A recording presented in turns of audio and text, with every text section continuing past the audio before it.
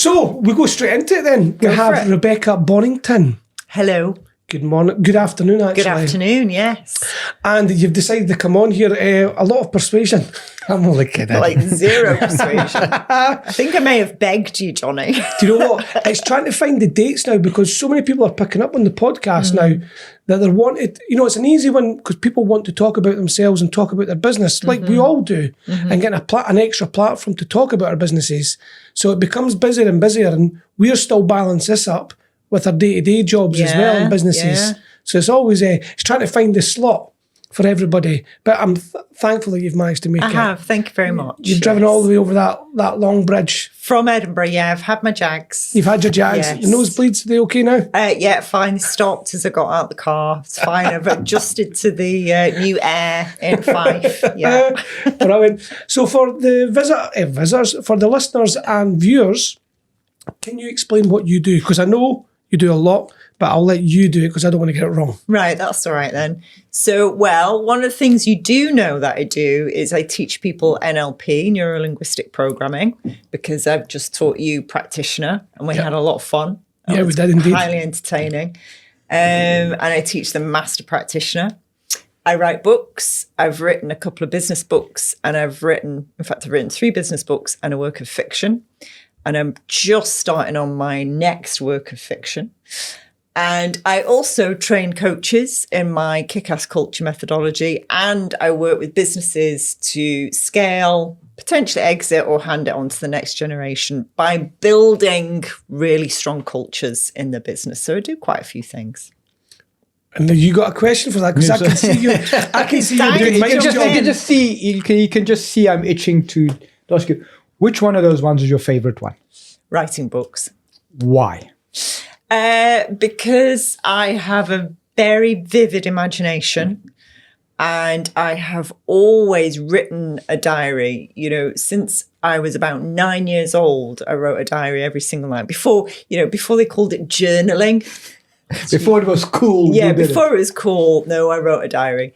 And I used to write for the student magazine and newspaper, and I love stories. I did English literature for a degree. And throughout my whole career, I've been in sales, I've been in coaching and leadership and all kinds of things. I have always written things, whether it's making candidates sound amazing when I was in recruitment and writing great ads to attract great candidates, writing really good job descriptions. I've always loved writing. So so you've got NLP, you've got the author, you've got the coaching. What happened in the journey? Because everybody jumps through different job careers as such. Yeah. What's happened for you to become a coach? Because I always believe there's a starting point or there's something that's evolved to get to where you are just now. So author is one thing, NLP is another thing. The coaching, where did that come from then? Yeah, so in 2008, there was the banking crash. I think, Johnny, you were a bit too young to remember I'm still that. 22. Yeah. That's when the banks had no money. Yeah, so the banks ran out of money and my recruitment business had been going great guns.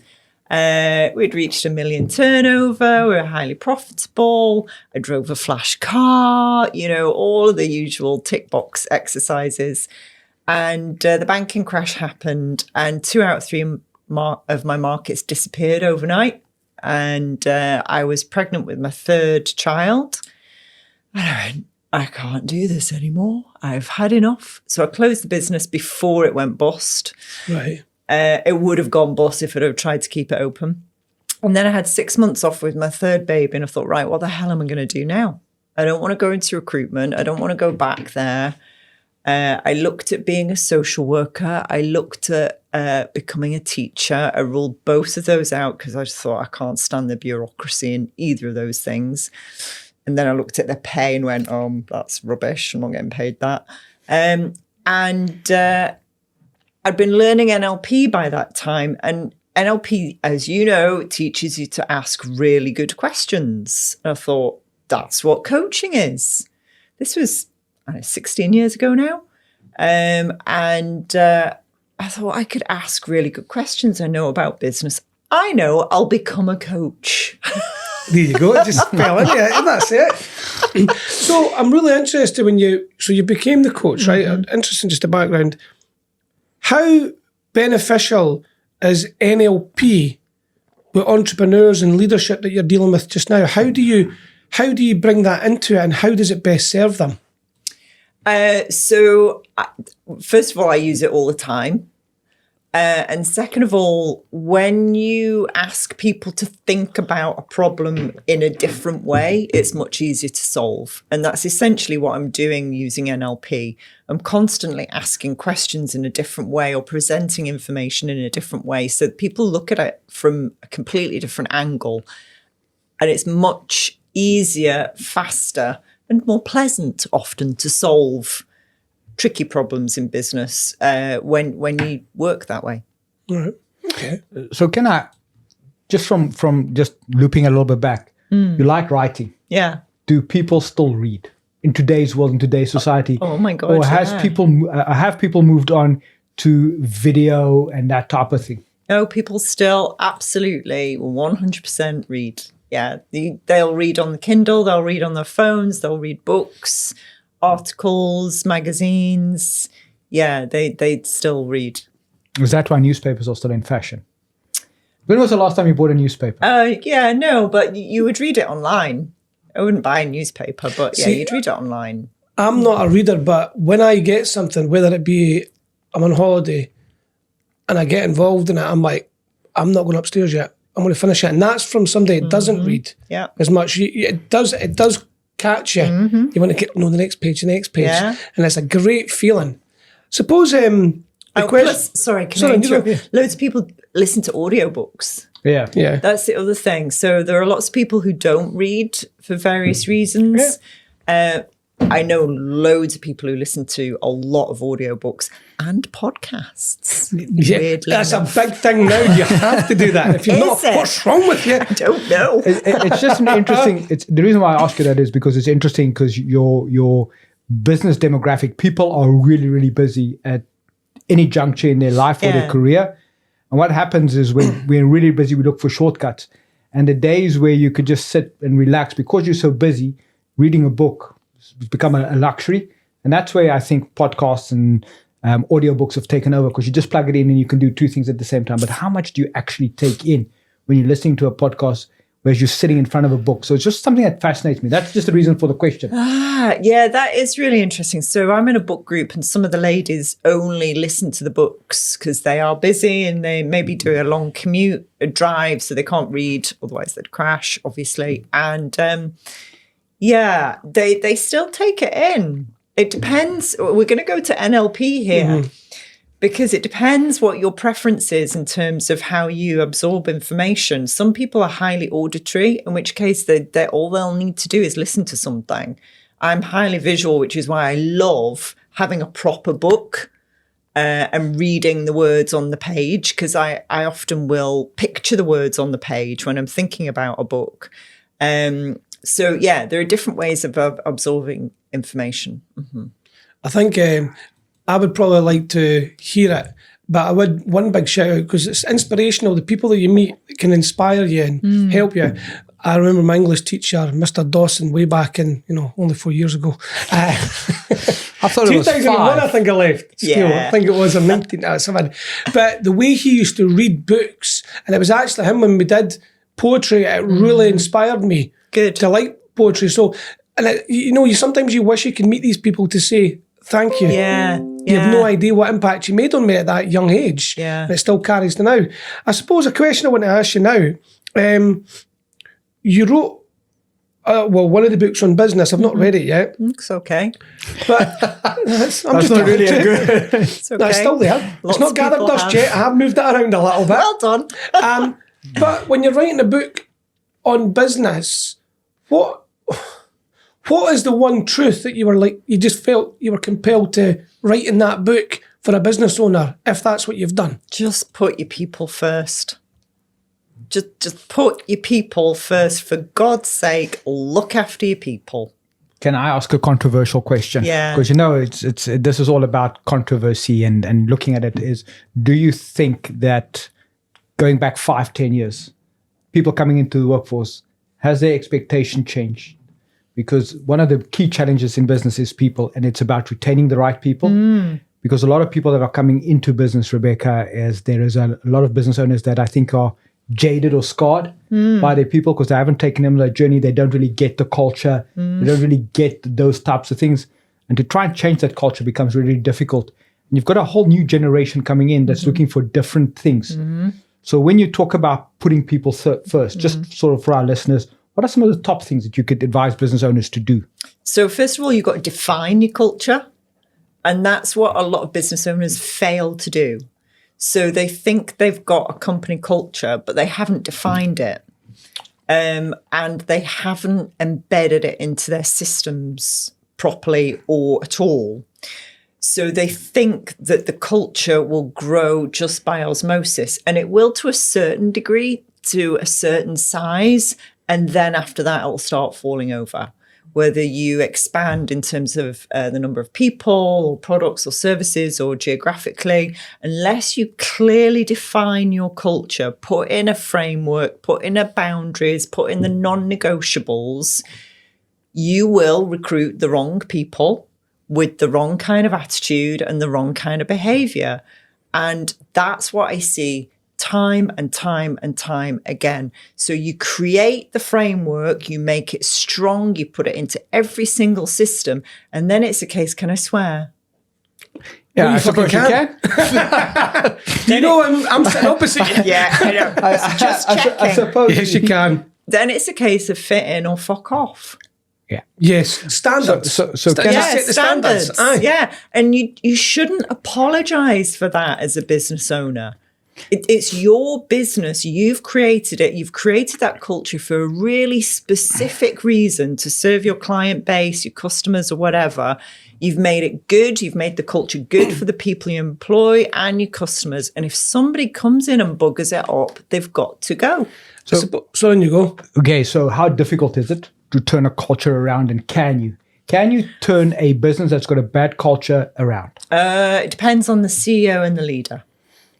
Let's just say the CEO and the leaders is okay. Right. If they're bought into it, yes, you can. Depending on the size, the number of people, number of locations, depends on how long it takes. If the senior team, including all of the board and the senior management team, are bought in, you can do it. This is interesting because earlier on this morning, we just evolve our conversations in the office in one of the businesses. And I was actually saying to them, do you know people that work at the Savoy, they probably want to work at the Savoy because of that premium, platinum, whatever you want to, but there's standards that they meet, but they're going in there knowing what the standards are, and they want to excel, become the best barrister, they want to be, barista, the best person in that hospitality sector. So that's a massive tick for somebody who gets a job there. But it was, I was also chatting because something that really gets up my goat is a USB. I don't believe in it. USP. So I was going to say. Put my teeth back in. Yeah. Unique selling point. I think it's just a lot of nonsense. And the reason, I mean, he's going to disagree. That's what it's all about. I think in every business, well, it's got to be unique. Nobody else can replicate that. There is no such thing as unique. So, sorry, we have this controversial discussion. Oh, that's okay. So unique, for me, unique is it can't be easily replicated. Indeed. So when they have when they first launched mobile phones and they had face recognition, that's a unique selling point. Okay? Yeah. But then they license it and everybody uses it. Okay. Yeah. What you do have is you've got something that's distinctive, how you deliver it.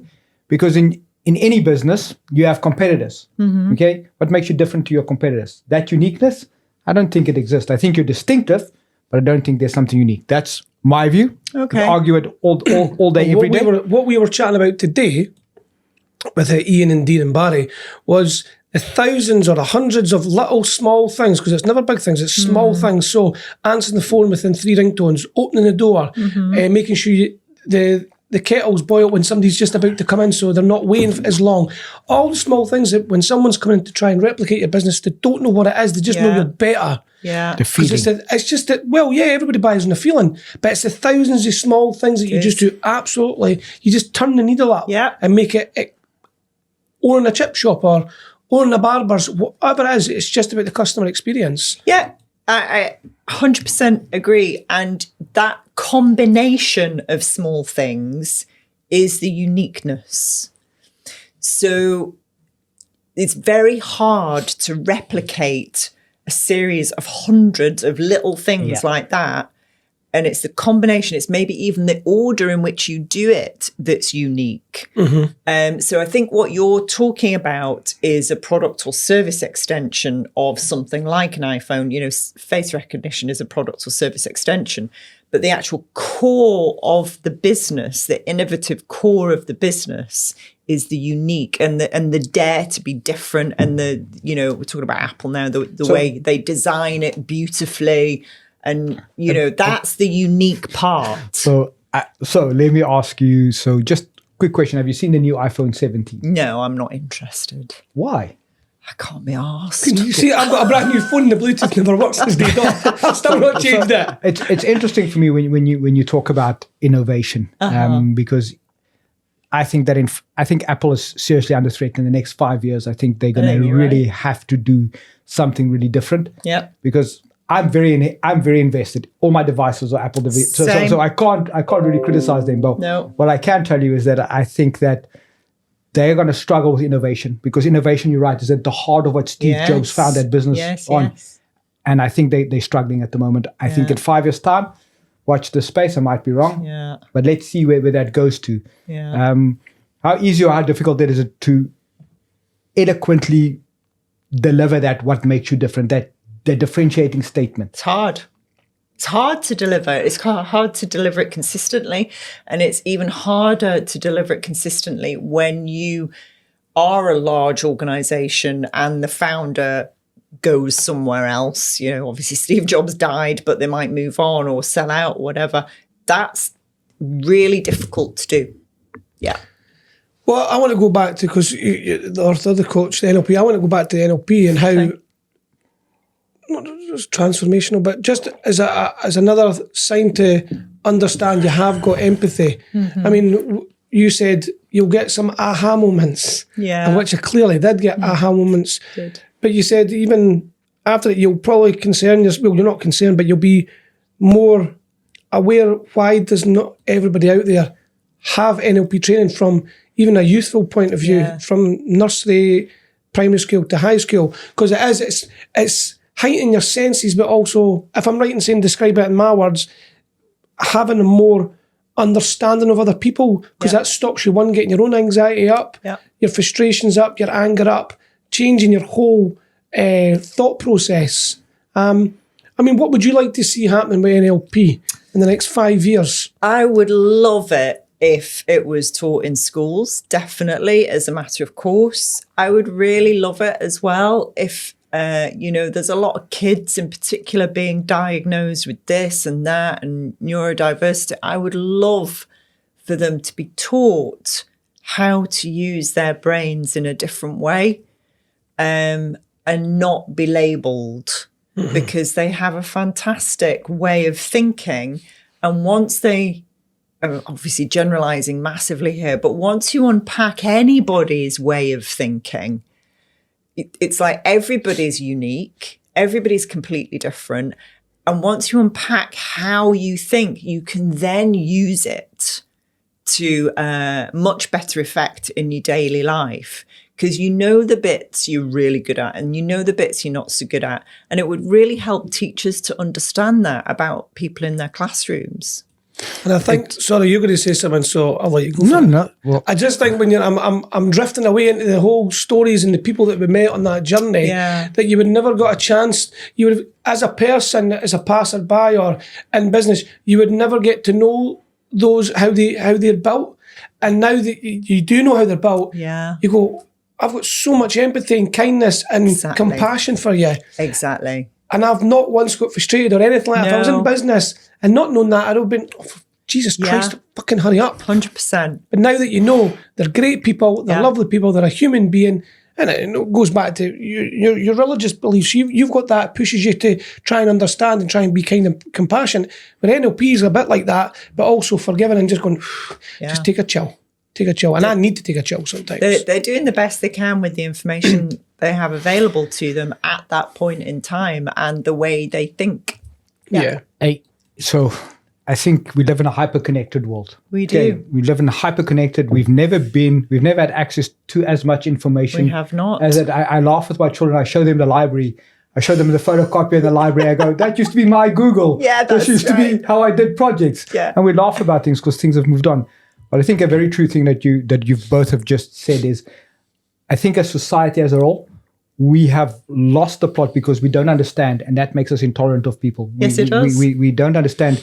Going back to schooling, how great would it be if we taught kids how to change light bulbs, how to just sit and listen, how to just communicate? Yeah. So I see the benefits. And I suppose the pressing question is, why don't we? I don't know. I have no idea why we're still insisting children go through a sausage machine that gives them a piece of paper at the end that was suitable for the Industrial Revolution and is not suitable now. I genuinely don't know. When you can... I've got a friend who's going to university at the moment as a mature student, and he can get his lectures online. He can get AI to filter out the salient points of those lectures, and he can ask questions, and then he can go off and do his research. So it begs the question, what are we teaching our kids to learn about, and how should we help them navigate now things like AI and how they access information? My daughter's at college started her HNC in social sciences. It's incredibly biased towards the left. Incredibly. I mean, it's like insanely left-wing biased. And I'm like, you need to start asking them about putting forward other ideas, other authors, other ways of thinking, because it's available to everybody now. You're not just stuck with that reading list from the library. You can go online and you can find all kinds of things. So, yeah, I think we need to rethink education. So maybe a question to both of you. Do you think that there's an ingrown bias, a natural ingrown bias in children growing up in their environment, even in business environments? Do you think there's a natural bias? And if you don't challenge the status quo, the thinking, and doing something different, you get stuck in that rut, and then you're down a one-way track. You'll never turn it around. I wouldn't say you never turn it around. It's hard to turn around. Yeah. Do people still do hard, Rebecca? Or do we the do. hard or the easy? Which one do we do? Yeah, well, we're lazy as human beings, aren't we? We take the easy option, all right, generally. How many times have you tapped your card and then, it's not working, I have to put my card in?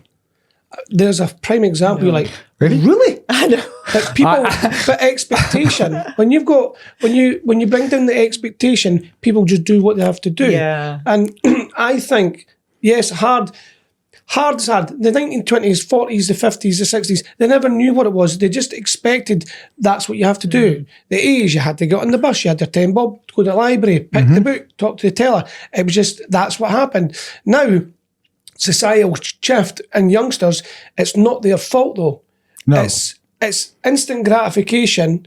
And as Mark Blair, I don't think you were here, No. Mark alluded to, the fact is, remember you stood in front of the TV? Don't sit in front of that, you'll get square eyes. Yeah. Now we just tell them to carry their TV. Eat your carrots. I know. So, and that's coming from us. Yeah. So I blame us. And the society shifted, technology, and it's all fast paced. Things just happen. But what is really key to this point, I think, when you're a generation before this generation, you are so important that you have to hand that knowledge on. So the gap that we've left, I feel, is the fast-paced society.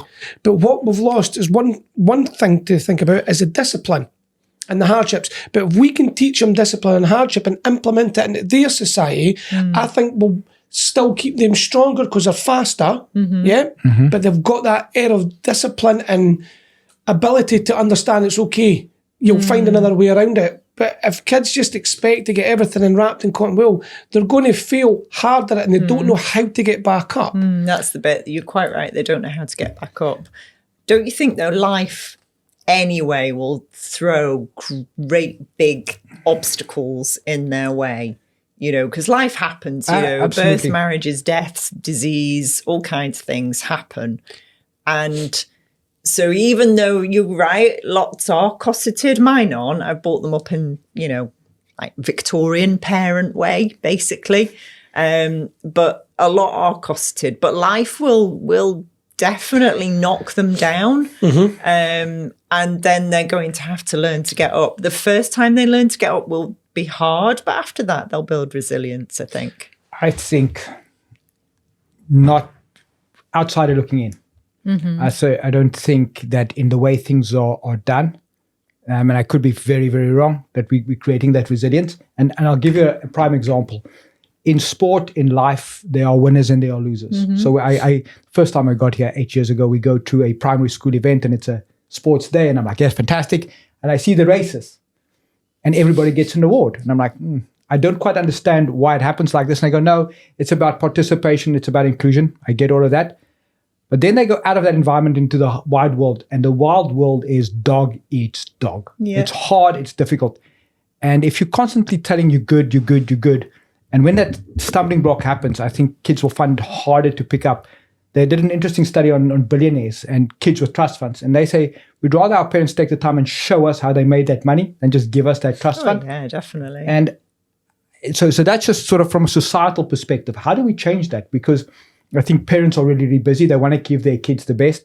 But you come home after a hard day's work, and it's maybe sometimes just easier to put the TV on and let the kids watch TV than to do that. So I say to you, there's always the hard decision and the easy decision, but which one is the right decision?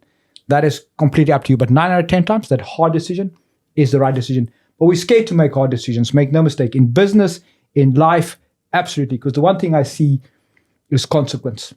There are consequences to everything, and my daughter's going to hate me, but I'm going to tell you the story. She phones me one day, and she's like, things are so hard in this life. And I go, you know what? Pack it up. I'm getting in my car now. I'm coming to fetch you, but we're resigning from everything now, and you'll get yourself a job. She goes, Dad, you're so insensitive. Puts the phone down on me. Now, for those of you who know me, if you put the phone down on me, it sends me into such a rage. But I leave it. I won't ever do that then. I can't tell you why. But okay. Anyway, 2 hours later, she phones me. She goes, thank you. I just needed that little bit of an attitude readjustment. Because I think that, there's so much noise out there. And that resilience, very often parents go, oh, shame, my baby, you're the best. It's not that. Sometimes you just need to have a hard, pull yourself towards yourself, Summer, and get on with it. So sorry, Summer, if you're listening to this, I'm really sorry, but I had to tell that story. She definitely listens. Why wouldn't she? She wants to listen to her dad every week. But you know what? It's very important that, and I'm very, very much the same. Somebody hangs up in my aisle, compassion, kindness, all that. The natural, I go and visit the anger for a wee while. It just sends me in a rage. Somebody hangs up me. I'm like, you bastard. That's what I think. I don't know why it is. It's ego. Do you think it's ego? Yeah, it's ego. Yeah, I'm going to definitely work on it, but I'm like, whoa. Yeah. Maybe we're doing a retraining session on that. Yeah, Kumbaya, sit together in the campfire. I just think it's funny. No, of course. It's a nice way of looking at it. Yeah, it's funny. It's like they just lost their shit. Yeah, definitely. Or I've said, I've hit a nerve, which means I've probably done something right. Because if you've hit a nerve and somebody doesn't like it, it means they've got to go away and examine it, which is exactly what your daughter did. So people have a choice with those things. They either continue to rage about it or they go away and reflect. And if they go away and reflect, then they become a better person. Do you think it's always good to maybe say when they're angry, go, does somebody want their mummy? No, because then you'll just end up getting punched, Johnny, okay? And you have to do with a cheeky wink. Maybe with a cheeky wink, you could get away with that. But when I've been harsh with my kids like that, then they hate me for a good hour or so. But this is, I think a lot of parents don't understand. You're not your kid's best mate. No. You're your kid's parents with boundaries. It's like business. You've got to set the boundaries out and then you've got to have consequences if they break those boundaries. And my kids, from the moment they were born, knew what no meant. And people are afraid to say that. And it's ridiculous. But you have to mean it and you have to carry it through. Just on that, an interesting thing about saying no and about kids' psychology, and we learned this when Summer was really, really small, is and it's about those consequences. So if you sit at a dining room table and you go, you're not getting up from this dining room table until you finish your food. And we'll talk about that in a minute. And you sit there for half an hour and then you get tired and you go, you know what, okay, just go. Okay, when your children are small, when they go to school the next day and you say, goodbye, I'll see you at 2.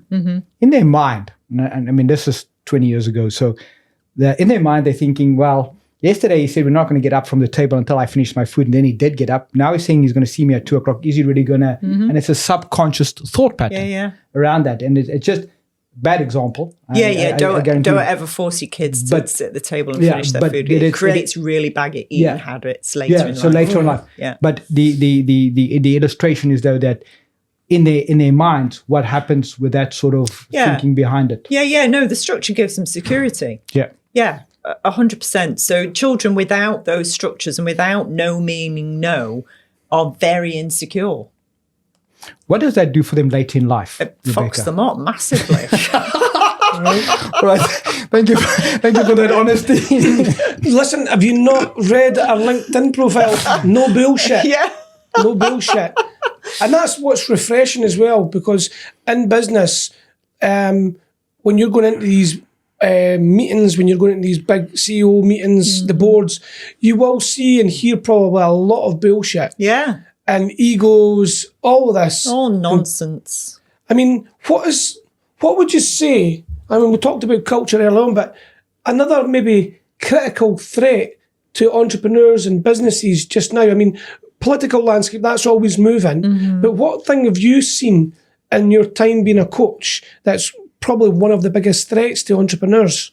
I think that this lack of understanding your company culture and trying to be all things to all people. Right. And you can't be all things to all people because then you're nothing to no one. Yeah. Oh, that's grammatically incorrect, but you know what I mean. I know what you mean, And to state very, very, whether you like him or not, Duncan Bannintyn, Bannintyn's gyms, love him or loathe him, all right? From day one, he was crystal clear about not having gender-neutral toilets, okay? Right. He made a stance. So you knew if you worked there or you used his gym facilities, there were male and female toilets, and that was it. And that was always going to be the case, okay? Lots of other organisations went, oh, we need to do this or we need to do that. We need to have unisex. We need to have general, and they got to the point where they were just trying to please everybody and they ended up pleasing nobody. Sorry, I'm writing this down. That's very good. Because you got a question? Right, sorry. I can't do two things at once. You can only do one thing. It's exactly that. I think you can't be everything to everybody, but it's to have the courage. Yes. Because in business, it's hard. And sometimes not every client is the right client, but it's having that courage. And I will say this, and Johnny will know where the stories come from. If your clients don't emulate your values, they're the wrong clients for you. They are indeed. Okay, because somewhere along the line, you'll go, I can't work with you anymore. Yep. And something will happen. And it is so, so important that you find the right clients, the right values. And you don't know that when you start. You don't know that when you start with somebody. But in some initial conversations and asking the right questions, you can really start narrowing that down and go, I'm not so sure if you're the right client for me. And I think that's where your NLP becomes invaluable. Yeah, it does. Because you're framing the questions in a different way. Yeah, you are. And that's for the service sector. If you're a product-driven business, your brand and your products should state who you want as your customers and what kind of values that they have. So Waitrose know exactly how to pitch their content, their food, their products to the consumers that they want, as do Aldi, as do Lidl, as do Asda. So yeah, as service sector, you're right. You have to ask the questions much more and have a good brand behind you, I would argue, that speaks volumes too. So stories, I love stories, and we always talk about little stories, Yeah. Give us a story, and I'm putting you on the spot here. You are a bit, crikey. But you like that, your English literature. You can make this up, no problem. You're creative. You can tell us anything. We won't know if it's true. No, that's a good point. Right, go for it. So you've seen lots of clients. You've got lots of clients. Go and give us a client. You don't have to name their names. No. But it's been a turning point, what you've done for them. So I'm going to break this down for our listeners and viewers. There's some people in business that realise that a consultant, a coach is invaluable because you need somebody to bounce things off and they also create the path for you because we don't always know everything. No. But give us a story where there was a turning point when you went into a business, organisation, a person and turned them around, and what did they manage to achieve out of that? So there's a client I've been working with for about a year and a bit now, about 15 months.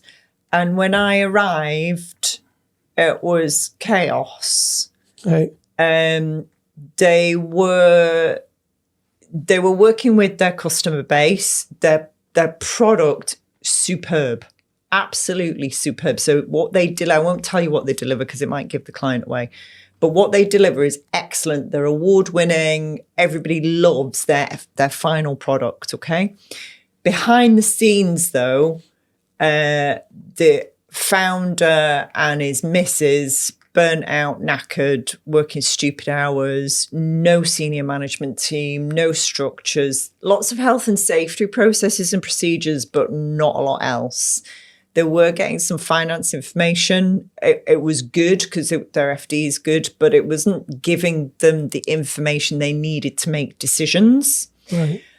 And so been working with them for 15 months, and I've put in a structure of quarterly board meetings. They've now got operational meetings happening once a month. They're now making continuous improvements. They've now got a really core, clear, identifiable culture, which has enabled them to attract good talent and retain good talent in a market where competition is fierce for that kind of talent. They've attracted awards, they've won new business, their pipeline's doubled, their gross profit hasn't quite doubled, but we've added I think they've added about another 10% to their gross annual profit. And all because you start with the culture, you bed it into the systems, and you get a structured way of working. So eventually they will exit. And that's looking a lot sooner on the horizon than it was a year or so ago. Right. And they'll exit for considerably more than they would have done 15 months ago. I suppose that's one of the things, because you talk about that as well, Vic, it's about when you have a business, you should be looking to exit. How do I get out of this business? Yes. How do I sell? When do you start that process? Yeah. From the beginning. From day one. Day one. Day one. And I think that's where a lot of business owners, their businesses consume them. They never get the time to just look up and they go, Nope. take that breather, because they just don't know where to go. And especially when they're growing and scaling, and everybody goes, I want to grow and I want to scale, and they don't really understand the difference between the two. And it is hard out there. It's business is hard at the moment. Yeah, and tough. 2025, I think, has been an interesting year. There's been an uneasiness throughout the whole year. Yeah, it's been and I pants. think 2026 is going to be the same. Yep. There's no clarity. We're preparing for a budget. Everybody's nervous as hell. Oh my God, the budget. I'm dreading What's going to the budget. happen, Just stick to cash, you'll be fine. Well, I was going to say, if they bring in the 30,000 limit on that, everybody suddenly is going to be taking cash. So my little coffee shop down the road has suddenly, after years of going card only, has suddenly got a sign saying cash is king. Love it. yeah, And I'm like, oh, times they are changing. So let me give you my controversial thing. If I was Rachel Reeves, you know what I would do? Is I would scrap the different 5%, 0%. I'll just go 20% VAT on everything. Okay? 20% on everything. Because currently insurance premiums only 5%. Okay? So that's where you look at it. I'll scrap 20% because then everybody suffers in the same amount. No threshold, nothing. 20%. It'll solve so many problems. Okay? Because I wouldn't have to touch corporation tax. I wouldn't have to touch personal taxations. But it's an unpopular decision, and it's a hard decision to make. And I think there'll be a massive backlash for a period of time. But then you fill that black hole, let's say, you'll fill it up very, very quickly. Well, here's an analogy for you. Okay. Because even though you are the money people, you know your money and you know your gross and your net, I would fuck that. What I would do, like when I bought the other business, right? Yeah. The first thing I look at it is like your expenditure. Like you look at your P&L, I'm going, right, where are we wasting money? Aye. That's what I would do first. And I look at the global economy, well, UK, same. where are you wasting money? Yeah. Who's getting backhanders? Who's getting money for them hee-haw? Yeah. It stops right now. Yeah. And you have How to do you move an iron police, fist. how do you police that? Well, scarcity and fear. So here we go. So Bring if- Elon Musk over from the States. But you know what? The Doge, interview, yeah. Tim, right? Interview. What was really interesting, again, back to what you said earlier, like them or loathe them, this far left, it's too far left. It went, listen, you're allowed to have an opinion, right? But you can listen to it. Like that Charlie guy getting shot, whatever way you think it happened, that shouldn't be happening, right? So but it's the problem, people get too aggressive. Elon Musk got asked a while back, what is your biggest worry? It keeps you up at night. A long pause, no ehs and ahs, and thinking. He went, humans, like humanity, we're going to become extinct if we don't keep breathing. Does Underpopulation. Do you know this whole extinct thing? I mean, again, it's controversial, whatever. But it doesn't bother me. It doesn't, the planet, Mother Nature will continue. The planet will continue. The plants and animals will continue, or it won't. and it's like, it doesn't really matter. There was a time when we weren't here. Mm-hmm. There will be a time when we're not here again. Well, it's back to what you said. Your kids will get their first failure and it'll be sore, it'll be painful, but they'll decide if they're going to get back up or not. Yeah. We can only guide them and do what we can do with the parameters and the tools that we have just now. But back to this one, I would just look at the Britain and go, P&L, get that sorted first. But you have to, you talked about a hard decision. And this is the problem. I feel if people get the education from an early age, it's not like going straight into college and universities or even high school and teaching that. Go back to the beginning. Mm-hmm. You want to solve anything, you go back to the beginning. If you want to exit your business, you don't do it halfway through, you do it at the very beginning. Everything starts at the beginning. The standards, the accountability, the responsibility, all of that. But after my wee rant there, I feel so much better. Good, got it off your chest, Johnny. I do ask this question sometimes. All right. You guys, let's say hypocritical maybe. Maybe he's preach a lot. I don't know, right? I'm just throwing this out We're here. all hypocrites. There isn't a person on the planet who isn't a hypocrite. Right, so let's rewind back to your life. You're here now. What things would you tell your younger self? You're in now, and I know this is you hear this on TikToks and YouTube videos, right? But it properly makes you go back and think, what would you tell your younger self? I would tell my younger self that I am enough. That's it. Pure and simple. You're enough. Mm-hmm. I feel like there should be like some music in the background. Yeah. That's really good. I like that. Do you think we live to please other people? Yeah. Do you think there's an element, and this is it. You're right. Everybody's a hypocrite. Everybody lives behind a mask. Nobody's true to themselves. Okay, and if you think you are, you're lying to yourself. But do you think there's that air that we actually want to be liked, we want to be loved? Yeah. And when we show the real person, and you're like, that real person isn't so nice. He's not so loving. Well, no, I think there are some exceptions that are definitely not lovable, but most of us are lovable. But that comes from our childhood in that, we need to be liked so that we get fed and cuddled and, kept warm and looked after. And then we need to socialize in order to get toys and play and have a social. So we're social creatures and we're meant to live in groups and we're meant to socialize with each other. So we have to have a likability about us. And we must work on that in order to move through the world, get a job and find a partner and all of that stuff. So there's nothing wrong with wanting to be liked. It's a perfectly natural human trait. The trick is to like yourself first. And a lot of people don't like themselves. And so when they are out in the world wanting to be like, you're right, they are presenting a version of themselves because they don't actually like who they are. And that's really sad. And I would say, first of all, like who you are and then love who you are. And it's so much easier then to walk through the world because people are attracted to who you are. Embrace your uniqueness. Yeah, and tell yourself that. I was saying that earlier when we were doing the NLP. I generally go to the bathroom mirror and look at myself like proper loser. Fucking love you. Love you. Love you, Johnny. Love you too. Love you too, He Darren. does that in the mornings when we sit here and he goes, oh, look at those bags under my eyes, but you look beautiful, Johnny. And I was the one when I went back, but you're bra. You're bra. And I think it's not an ego thing, it's just anything, any competitive advantage you can, because you're fighting yourself. You're not fighting the world. You're fighting yourself. No, you are valuable. Yeah. You are worthy. So And you, you do don't make- have to fight yourself, though. No, I'm saying you don't. No. But there's times that you question yourself. Yeah. And there's times that, when I'm doing the coaching for the youngsters, and one of the young boys, bless him, he's a lovely guy. He trips over himself and he gets frustrated, and I could see him that he was getting frustrated, and he started crying. I said, you know what? There's about 7 billion people in the world, right? And there's plenty of people that put you down. Don't let yourself be the person that puts you down. Yeah. Okay, I believe in you. Yeah. And look at all the things that you've just done there. Have you noticed that? Yeah. I said, this is just one thing, but I'm so pleased if you keep coming to training. I'm really pleased if you keep failing, because I know you'll get better, because I know you've got the right attitude. Yeah. And you could see the shoulders lifting back, and you go, and selfish or selfishly, whatever you want to call it, it made me feel great as well. Of course. Trying to inspire him. That's a good feeling to It is. help other people feel good about themselves. Yeah. It's a lovely, lovely feeling.